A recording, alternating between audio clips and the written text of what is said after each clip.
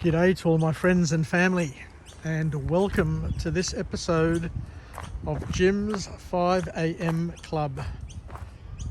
It's Wednesday afternoon, it's hump day. I finished work fairly late today, but I thought I'd just come down here and go for a bushwalk. I'm at the Moxham Park track and I'm about to walk the Water Dragon Way. As you can see, there's lots of little tracks here, so this will take me about 15 to 20 minutes. I think sunset's at about half an hour, so it's just enough just to get away, relax, chill out, become one with nature, and have an opportunity to go through a book summary like we traditionally do and see if we can learn something new. Something that we can add to our inventory of skills to help make our days more productive and build some insights where we can, using OPE, other people's experiences.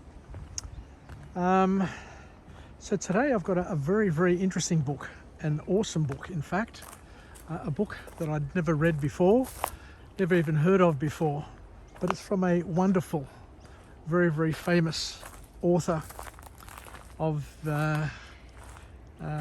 maybe about 80 years ago. His name is Earl Nightingale, and he's one of the fathers of modern motivational speaking and self-help for businesses and business people and people seeking to gain improvements in their everyday lives. And the book is entitled The Strangest Secret. An interesting title. One of those sorts of titles that I can imagine back in the 1920s, 1930s would have been very intriguing for people, to help them try and identify new paths and new opportunities, and to complement and supplement their thinking with a new way of organising things in their minds. So the author kicks off with an observation, and it's a very good observation. I think we're all pretty well aware of this observation these days. But he said that out of the 100 people, only about 5, he says, will make the grade. I worked for a top-tier law firm, and I remember speaking to one of the coordinators of the entry program there. They took on new graduates, so they'd go to the university and they'd source the brightest and best graduates from all the universities throughout Australia, who would come in to this organisation, this top-tier law firm, and commence their careers. And I asked her, out of these people, how many actually make it to partner? How many people that come in every year actually can cut it and make the grade? And I was really amazed, because a lot of people come in with high expectation, thinking that they're going to be top of the pyramid, top of the castle, within their careers, within their lifetimes. But she said that only about 1 in 100 actually make it to partner, because along the way people change their minds, go on other sort of pursuits, and others get burnt out. But it's just interesting to understand that even in these areas where people specialise and people are the best and the brightest, very, very few can actually bubble to the top. So the author in this book here, Earl Nightingale, says that success is a progressive realisation of a worthy ideal. Just because you were good at school, just because you went to one of the finest universities, and finished a law degree or an arts law, or whatever you finished and you were top of your class, doesn't necessarily mean that you have all the skills to be a leader amongst people, which is a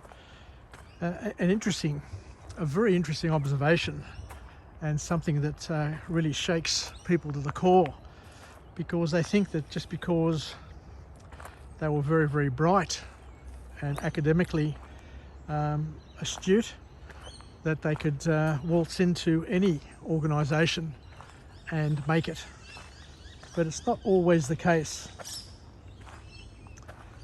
The author then goes on to talk about the importance of having the right mindset as opposed to having the right grades. He says your mind, like the land, doesn't care for what you plant in it. It just makes it grow and flourish. So whatever you plant will grow. Just like looking around here, whatever seed has fallen in this bushland here has resulted in some sort of plant.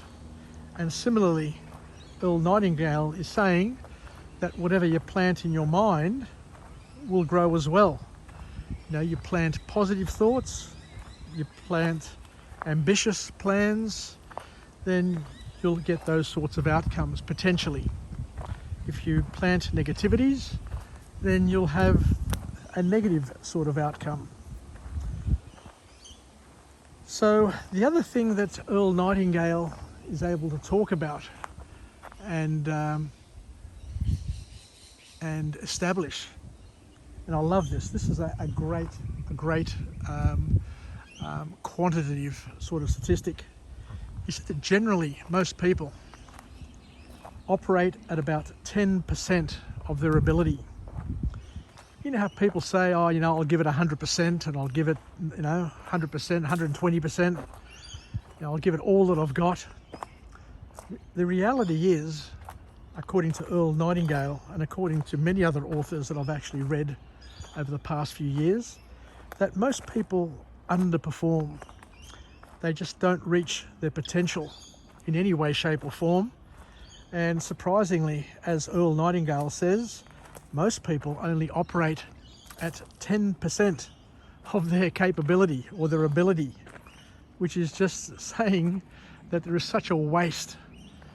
People are wasting so much opportunity because of their laziness or their inability to tap into their full potential. And as a parent, one of our biggest pains is to have children, to educate children, to give them every opportunity in the world to achieve greatness and for them not to reach their full potential. That's one of the biggest, pains, the biggest problems that each and every parent has, because we all know that our kids can do better. We all know that there's a lot more that they can do, a lot more that they can offer the world and their lives. But the trick is trying to get them or stimulate them to be able to tap into that opportunity and to express their capabilities and achieve and grab hold of actually the opportunities with their both hands, their 10 fingers, their both arms, and just hug it as close as possible to their chest. So the author goes on to say that it's a mindset sort of thing, that we need to spend more time managing our mind and developing our mindset, because by planting the seed in our mind and caring for it and working steadily towards it, it will naturally grow, because it simply cannot grow if you tend to it, if you plant it, if you manage it, if you fertilize it. So it's up to each and every one of us to plant those seeds, not only in our minds and in our families' minds, but in all those people that we come into contact with. Because Earl says that we are the sum of all our thoughts. It's a snowballing, it's a compounding sum. So the more positive things, the more we manage our mindset, the more we're able to add to the fuel that we have, the better positioned we are going to be to make the most of our opportunities as and when they present themselves. Because we are guided by our mind. So therefore we need to control our thinking for better and not for worse. Just like when people get married, they say for better or for worse. We actually have a choice. You can marry for better. You can think for better. You can behave for better. You can work for better. And it doesn't have to be a worse. You can strive. You can live with positive expectancy. You can invest in good thoughts to help generate good deeds and good outcomes. Because at the end of the day, according to Earl, we become what we think about. As we sow, we reap, which is the older sort of adages that would have been commonplace in the world that Earl Nightingale would have been living in and growing up in. We all understand, and Earl just reminds us, that our limitations are self-imposed. Ideas are worthless unless they are followed and coupled with action. It's easier for a person to think negatively than to think positively. As Jim Rohn says, to be successful is very, very easy, but to be unsuccessful is even easier. And that's why most people don't reach their potential, because it's easier not to reach your potential. It's a powerful, profound point, and one certainly worth thinking about. The author then goes on to say, seek and you will find. Because what we know, without a doubt, is that human beings are wired in a way. We are teleological in nature.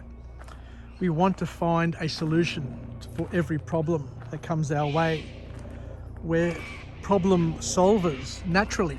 We're designed, our brain is designed to solve problems. And if we act as if it's impossible to fail, and if we are persistent, and persistence, after all, is another word for faith. At the end of the day, what we should be trying to do wherever possible is to add value, be of service, give what is needed. And that way we are living our purpose, and we become more than just a mouth to feed. We become leaders in our world, leaders in our communities, leaders in our lives, and leaders in our mind, in our mind's eye. The author then goes on to say that it's a good exercise to do is to try and trace back your attitude. Try and assess what you're thinking and why you're thinking about certain things. And when we trace things back, sometimes we need to trace things back to our childhood, to those early days, to those early experiences, to those early relationships that we had with people around us. And to ask ourselves, what happened back then to make you think the way you think today? So I think I'll leave it there. So thank you very much for joining me on this episode of Jim's 5am Club.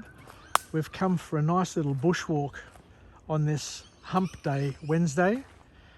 It's late in the afternoon, and I'll just finish up and just say that I look forward to coming to you again from a different place, from a different location, with a different message, a message of empowerment. And once again, It's been a pleasure going for a lovely walk on this beautiful spring evening, early evening, and we'll come again. I'll come again to you with another message from another book summary, from another place and another time. So until we chat again, yassas, bye for now, and happy mid-week, and looking forward to a good ending of the week as well. Be productive and make the most of it. Take care and thank you. Bye.